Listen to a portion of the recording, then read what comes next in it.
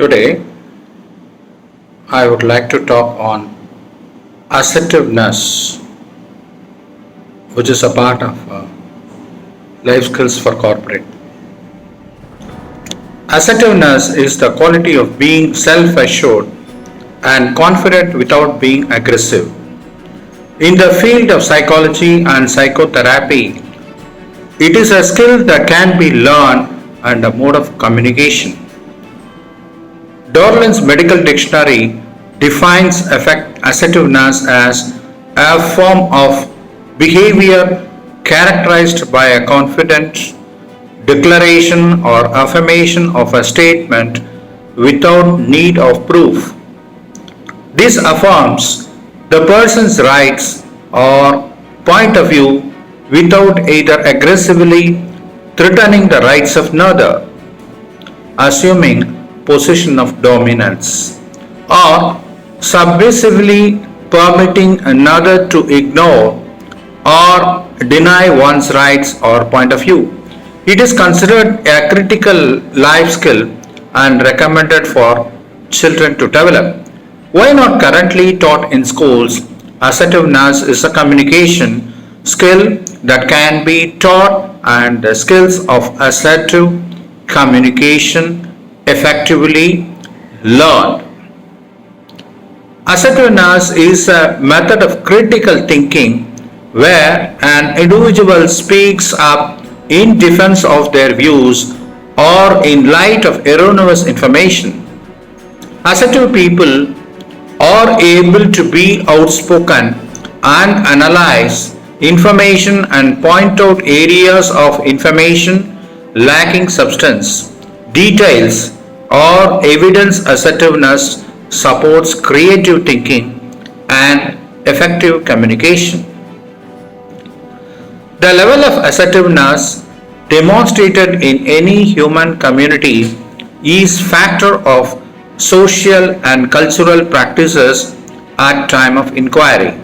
For example, in 2019, there are global public discussions about the controversial topics such as drug addiction, rape, and sexual abuse of women and children, which were not openly discussed in 1940.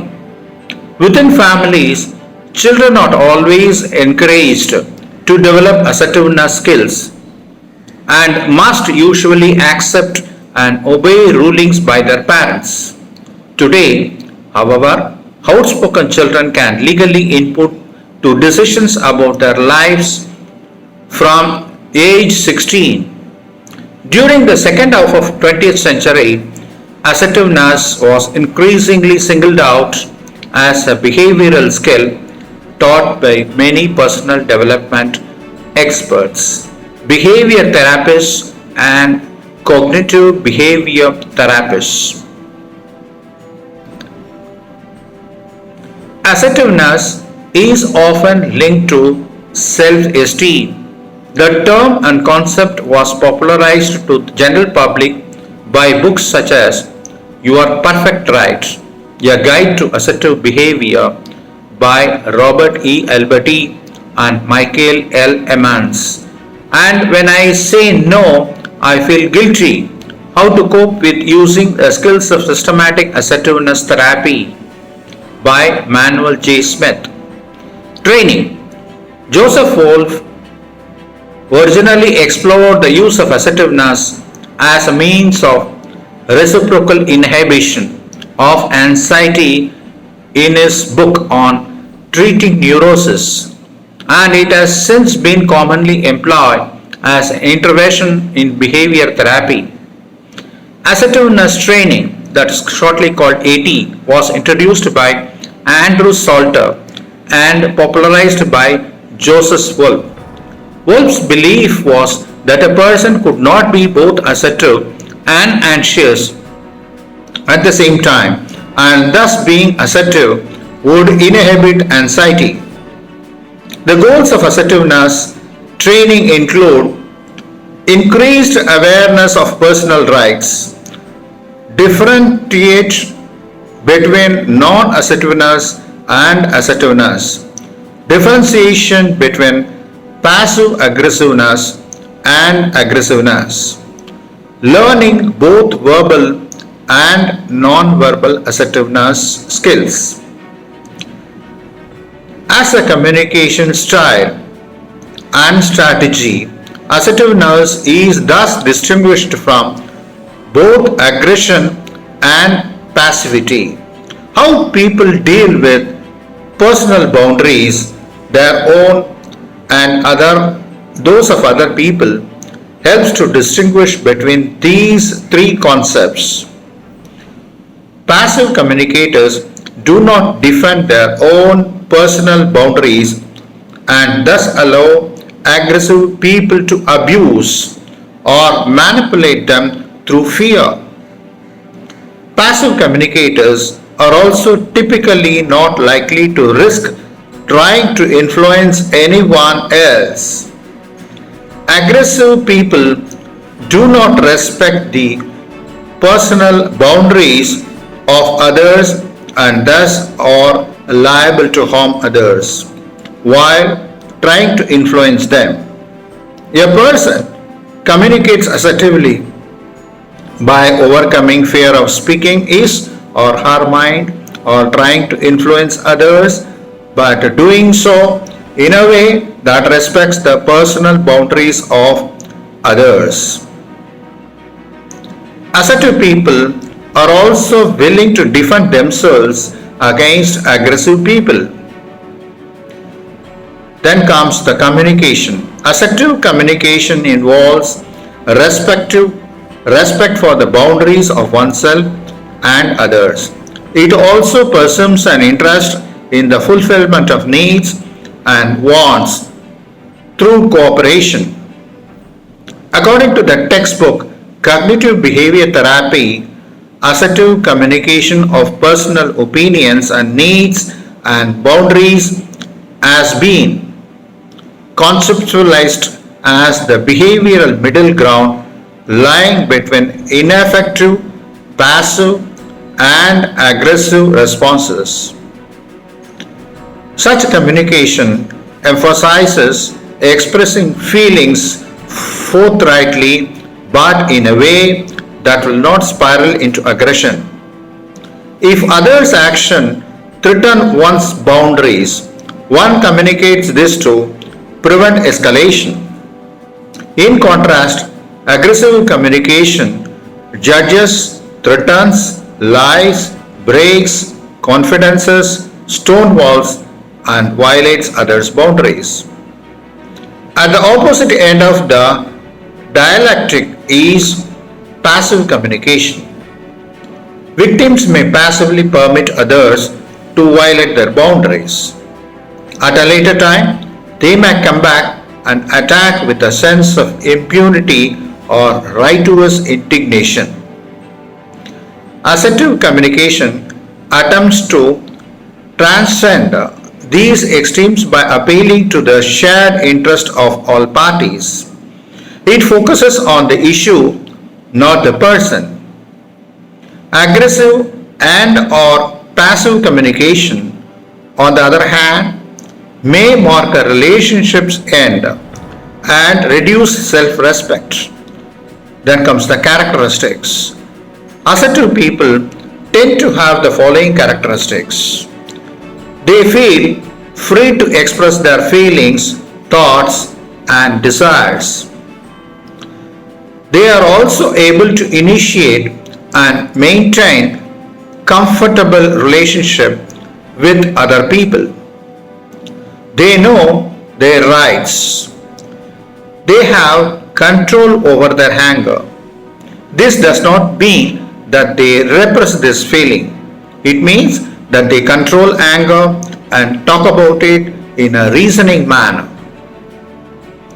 Assertive people are willing to compromise with others rather than always wanting their own way and tend to have good self-esteem.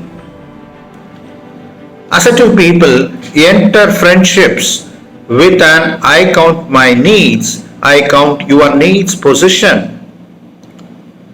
Techniques. Techniques of assertiveness can vary widely. Manuel Smith, in his book When I Say No, I Feel Guilty, offered some of the following behaviors. Broken record.